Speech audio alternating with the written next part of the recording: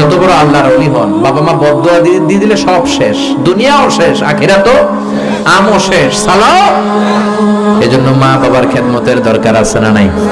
সব শেষে বিশ্বনবী বললেন, ও দুনিয়ার বাবারা, তোমাদের জন্য আল্লাহর শেষ আইন, ইউসিকুমুল্লাহু ফি আওলাদিকুম লিযযাকারি মিসলু হাযযিল উনসায়াইন। দুনিয়াতে বাবা যারা হয়েছে, মরার আগে উত্তরাধিকার সম্পদ বন্টনের সময় ছেলেরে যতটুকু দিবা, মেয়েরে দিবা অর্ধেক। কার আইন? জোরে বলেন, কার আইন? ছেলেরে যতটুকু দিবেন, মেয়েরে দিবেন অর্ধেক। ছেলেরে 10 লাখ দিলে মেয়েরে, নাকি মেয়ের লেগে দোয়া করে দিবেন?